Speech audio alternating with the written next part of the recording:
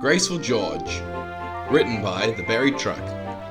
One afternoon, a merry troop was bound for the Thin Controllers Railway. They were led by Sir Robert Norramby, the Earl of Sodor. He was Duke's Grace and was taking his friends to visit his little engine. One of those friends was the current owner of George the Steamroller. He'd recently been retired and wasn't keen on his preservation status. He was towing the group in a cart and found it most degrading. At the sheds, the Earl gathered his group together. "My dear friends, thank you for joining me on this delightful trip. Here is Duke, who I am proud to call my engine, and prouder still to call myself his Grace."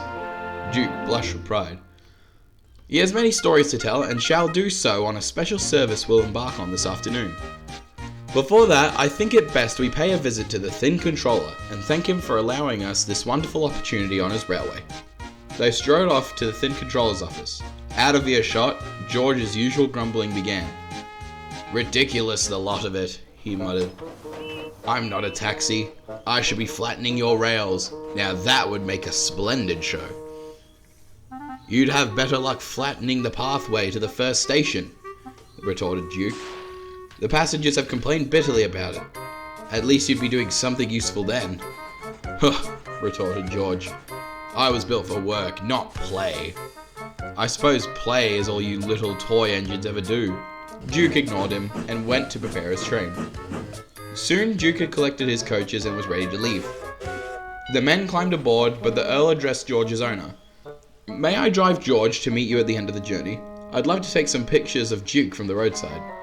George's owner agreed, and the Earl climbed into his bunker. Before George could protest, Duke shot him a glare.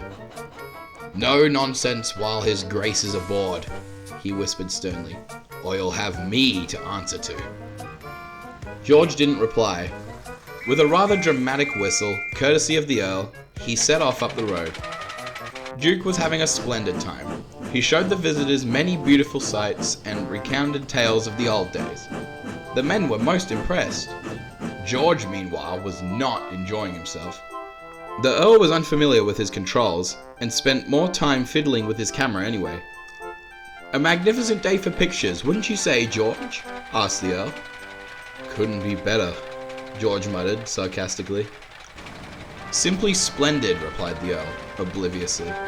"Oh look, here comes young Tom Tipper and his little postman. I must get a shot of him at work." If he hadn't been so busy with his camera, the Earl might have noticed George was drifting into the wrong lane. "Look out!" shouted Tom Tipper, honking the horn furiously. The Earl waved cheerfully from behind his camera before realizing his mistake. He grabbed the steering wheel and jerked George out of the way. Tom Tipper swerved as George rolled from the road and onto the path to the station. "Oh heavens!" cried the Earl. He was so frightened he leapt from the cab and watched as George got closer and closer to the railway. "Help!" wailed George, crushing stones beneath his roller. At that moment, Duke was approaching the station. He was startled to see George ahead. "Look out!" he whistled. The station master frantically jumped into George's cab and screwed the brake on hard. With a groan of relief, George stopped, his roller just nudging the rails. "Phew," whistled George. "I'm not cut out for this." "Evidently not," frowned Duke. The Earl apologized profusely, but thankfully, George was unharmed. They left him at the station and Duke continued on his excursion. On the way back, George's owner drove him to the shed to collect the rest of the party. George had had enough excitement for one day and departed, guests in tow, without a word. That evening, Duke told the other engines about the day's events. "It seems George did us a good turn," smiled Skylar. "Mrs. Last thinks the path to the station is smooth as ever." "Unorthodox as the methods may have been," grinned Duke, "helping our passengers would certainly suit his Grace."